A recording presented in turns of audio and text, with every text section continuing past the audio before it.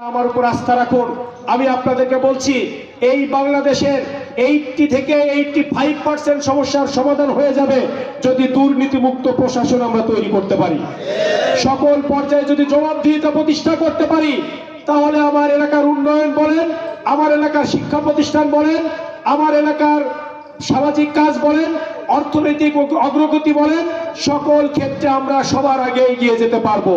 এজন্য আমি আপনাদেরকে কথা দিচ্ছি, আমার দ্বারা কোনো একটি টাকার দুর্নীতি হবে না এবং সকল পর্যায়ে যাতে দুর্নীতি না হয় সেই ব্যবস্থাপনা আমরা কঠোর হাতে বাস্তবায়ন করব ইনশাআল্লাহ। এজন্য আমি আপনাদের ভাই হিসাবে, সন্তান হিসাবে আপনাদের কাছে বলতে চাই যে আপনারা আপনাদের এলাকার সন্তান হিসেবে এবং ভাই হিসেবে আমাদের উপর আস্থা রাখুন, বিশ্বাস রাখুন। আমরা দল মতের ঊর্ধ্বে থেকে, কোন দলীয় সংকীর্ণতার মধ্যে নয়, দলীয় সংকীর্ণতার ঊর্ধ্বে থেকে যারা আমাদের এলাকার জন্য ভালো, যারা আমাদের শিক্ষা ব্যবস্থার জন্য ভালো, যারা ভালো সমাজ গঠনে পারদর্শী, সৎ এবং দুর্নীতিমুক্ত, এই জাতীয় মানুষদের সমন্বয় করে কে কোন দল করে এই বিবেচনায় নয়, যোগ্যতার বিবেচনায় তাদেরকে সমন্বয় করে আমাদের এলাকার উন্নতি এবং অগ্রগতি আমরা এগিয়ে নেব ইনশাআল্লাহ। আমরা আমাদের দ্বারা কোনো মানুষকে, আমাদের কাছে কোনো মাদক ব্যবসায়ী কিংবা কোনো সন্ত্রাসী কিংবা কোনো দুর্নীতিগ্রস্ত মানুষ আমাদের কাছে আশ্রয় পাবে না। সে যদি আমার দলের লোক হয়, তারও আশ্রয় আমার কাছে হবে না। আমরা খুব স্পষ্ট করে বলতে চাই, একটি দুর্নীতি মুক্ত, একটি সন্ত্রাস মুক্ত, একটি চাঁদাবাজ মুক্ত, একটি মাদক মুক্ত বাংলাদেশ গড়ে তোলার জন্য আমাদের এই পথ চলা আমরা শুরু করেছি।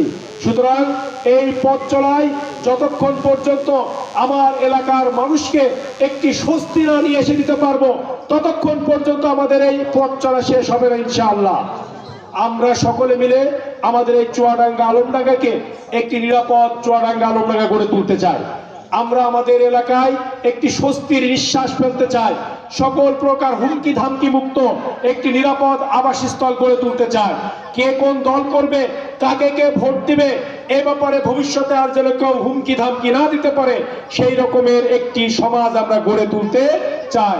এজন্য সম্মানিত উপস্থিতি, সম্মানিত এলাকাবাসী, আপনাদের প্রতি আহ্বান, আসুন আমাদের এলাকার যুব সমাজের উন্নয়নে আমরা যুবকদের জন্য বলেছি যে যুবকদেরকে তাদেরকে আমরা প্রশিক্ষণের আওতায় রেখে 6 মাস, 1 বছর, 1.5 বছর এই রকমের বিভিন্ন মেয়াদী প্রশিক্ষণের মধ্য দিয়ে তাদেরকে বেকারত্ব থেকে মুক্ত করার জন্য, তাদের হাতে কর্মক্ষেত্র তুলে দেওয়ার জন্য আমরা সকলে মিলে চেষ্টা করব। আমরা কোনো বেকার ভাতা দিব না। আমরা যদি ভাতা দিতে অভ্যস্ত হই, যারা যুবক মানুষ, যাদের হাতে শক্তি আছে, যাদের গায়ে শক্তি আছে, যাদের মেধা আছে, তারা যদি ভাতা দিতে অভ্যস্ত হয়ে যায়, তাহলে আমাদের জাতি ভবিষ্যতে মুখ থুবড়ে পড়বে, সবাই হাত পাতা জাতিতে পরিণত হবে। আমরা ভিক্ষুক জাতিতে পরিণত হতে চাই না।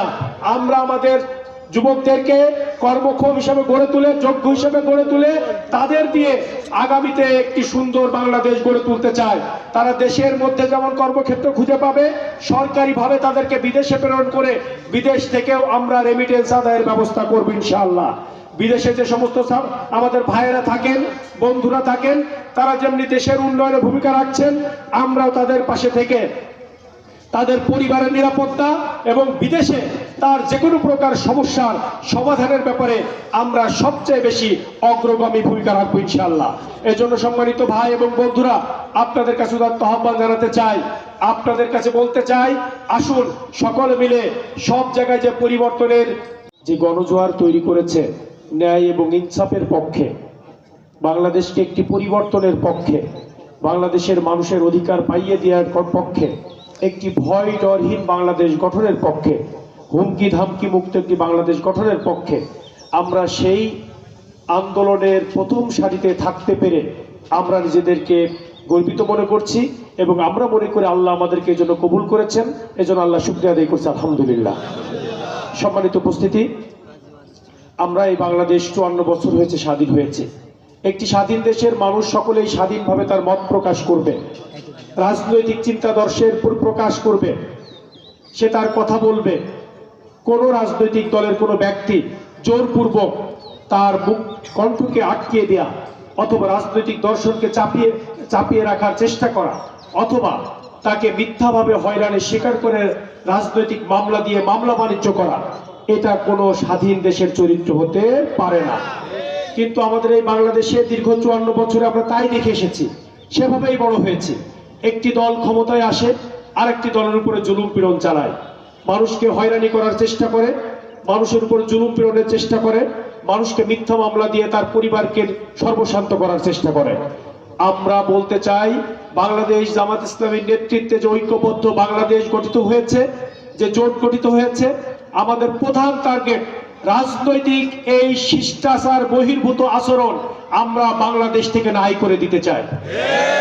আমরা নতুন একটি রাজনৈতিক ডাইমেনশন এখানে তৈরি করতে চাই, যেখানে সকল মানুষ তার স্বাধীনভাবে কথা বলবে, মত প্রকাশ করবে, তার স্বাধীন রাজনৈতিক চর্চা করবে, তার নিয়ম শৃঙ্খলার মধ্য থেকে। আমরা সেই রকমের একটি দেশ গঠনের প্রত্যয় নিয়ে আমাদের পথ চলা শুরু করেছি, যার ফলশ্রুতিতে আপনারা দেখে থাকবেন 5ই আগস্টের পর থেকে এই বাংলাদেশের মানুষের সকল জুলুম পীড়নের ইতিহাস যদি আপনি দেখেন, সমস্ত অপরাধগুলো যদি খতিয়ে দেখেন, একটি অপরাধ কিংবা কোনো মানুষের উপরে জুলুম পীড়ন কিংবা দমন পীড়ন, কোনো হাট দখল, ঘাট দখল, মানুষের জমি দখল, কোন জায়গায় ব্যবসায়ীদেরকে হয়রানি করা, কাউকে চাঁদার দাবিতে অতিষ্ঠ করে দেওয়া, চাঁদার দাবি থেকে দেশ থেকে বিদেশে পাঠিয়ে দেওয়া, এই জাতীয় কোনো অপরাধের সাথে বাংলাদেশ জামাত ইসলামী জড়িত ছিল না। যার কারণেই বাংলাদেশের মানুষের, সকল মানুষের একটি আস্থার জায়গায় জামাত ইসলামী পৌঁছাতে পেরেছে, যে রাজনীতি দেখে বাংলাদেশের মানুষ অভ্যস্ত, যে রাজনীতি দেখে বাংলাদেশের মানুষ বিরক্ত, সেই রাজনীতি বাংলাদেশ জামাত ইসলামী করছে না। বাংলাদেশ জামাত ইসলামী মানুষের কল্যাণ সাধনের জন্য আমাদের যুব সমাজের কিভাবে মাথার বোঝা না করে সম্পদে পরিণত করা যায়, সেই চিন্তা বাংলাদেশ জামাত ইসলামী করছে। আমাদের যুব সমাজকে মাদকাসক্ত থেকে ফিরিয়ে নিয়ে এসে তাদেরকে কিভাবে কর্মক্ষম জাতিতে পরিণত করা যায়, সেই চিন্তা বাংলাদেশ জামাত ইসলামী করছে। আমাদের যে চিকিৎসা খাতে যে ভঙ্গুর অবস্থা, সেই ভঙ্গুর অবস্থা কাটিয়ে উঠে চিকিৎসা সেবাকে কিভাবে মানুষের দোরগোড়ায় নিয়ে যাওয়া যায়, সেই চিন্তা চেতনা বাংলাদেশ জামাত ইসলামী করছে। আমাদের কৃষক সমাজকে তার সুবিধাগুলো পাইয়ে দেওয়ার জন্য সার কীটনাশকের যে সিন্ডিকেট এবং বাজার ব্যবস্থাপনার যে সিন্ডিকেট, যে সিন্ডিকেটের মাধ্যমে আমাদের কৃষক বন্ধুরা মাথার ঘাম পায়ে ফেলে ফসল উৎপন্ন করার পরেও তার ন্যায্য দাম থেকে সে বঞ্চিত হয়ে আসছে। আমরা এই জাতীয় সিন্ডিকেট ব্যবস্থা ভেঙে দিয়ে প্রত্যেকটি জায়গায় একটি উন্মুক্ত বাজার স্থাপন করে অনলাইনের মধ্য দিয়ে সকল মানুষ জানতে পারবে তার পণ্যের কি মূল্য বাজারে চলমান আছে। এইটা জেনে সে যেন ক্ষতিগ্রস্ত না হয়, সেই ব্যবস্থাপনা আমরা তৈরি করতে চাই।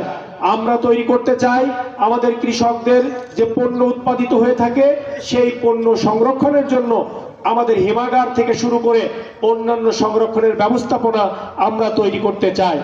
আমরা বলেছি, বাংলাদেশ জামাত ইসলামী যে প্ল্যানিং সামিট পেশ করেছে, সেই সামিটের মধ্যে বলা হয়েছে প্রত্যেকটি জেলায় জেলায় একটি করে বিশেষায়িত হাসপাতাল প্রতিষ্ঠা করা হবে, যাতে করে আমাদের এলাকার কোনো মানুষ যেন সামান্য ছোটখাটো অসুবিধা বা যে সমস্যায় হোক, সেই সমস্যার জন্য কুষ্টিয়া কিংবা রাজশাহী দৌড়িয়ে যেতে না হয়। কারণ ওই জাতীয় রাজশাহী, ঢাকা বা কুষ্টিয়ার মতো চিকিৎসা আমার চুয়াডাঙ্গা শহরেও আমরা করে ফেলতে চাই। আমরা বলতে চাই, এটা আমরা পারবো, এই কারণে বলি, বাংলাদেশ জামাত ইসলামী ক্ষমতায় না গিয়েও বাংলাদেশের সকল বড় বড় শহরগুলোতে আপনি যদি চোখ বুলিয়ে দেখেন, সবচেয়ে বড় যে চিকিৎসা প্রতিষ্ঠানগুলো হয় ইবনে সিনা, না হলে ইসলামী ব্যাংক হাসপাতাল, এইগুলো প্রতিষ্ঠান সবই জামাত ইসলামের তৈরি প্রতিষ্ঠান। জামাত ইসলামী ক্ষমতায় না গিয়ে মানুষের কল্যাণে এই কাজ করতে সক্ষম হয়েছে। সুতরাং বাংলাদেশ জামাত ইসলামী যদি ক্ষমতায় যায়, তাহলে আমাদের চিকিৎসা ব্যবস্থা আছে 250 বেড নামে আছে, কিন্তু তার ডাক্তার বলেন, নার্স বলেন, অন্যান্য সুযোগ সুবিধা বলেন, 50 শয্যা বিশিষ্ট হাসপাতালের সুযোগ নিয়ে একটি 250 বেড বিশিষ্ট হাসপাতাল আমাদের চলছে। আমরা এটাকে পুনর্গঠন করে একেবারে 250 শয্যা বিশিষ্ট হাসপাতালের যে সুযোগ সুবিধা, সেই সুযোগ সুবিধা আমাদের চুয়াডাঙ্গা হাসপাতালে আমরা তৈরি করতে চাই। আমরা বলেছি, আল্লাহ আমাদেরকে সুযোগ দিলে প্রথম 100 দিনের মধ্যে আমাদের হাসপাতালের চেহারা আমরা চেঞ্জ করে দেবো ইনশাআল্লাহ। আমরা সেখানে পরিষ্কার পরিচ্ছন্নতা থেকে শুরু করে একজন রোগীর জন্য যে সেবা প্রয়োজন সেই সেবাকে সম্পূর্ণভাবে তার জন্য বরাদ্দ করার চেষ্টা করব ইনশাআল্লাহ। এজন্য আমি আপনাদেরকে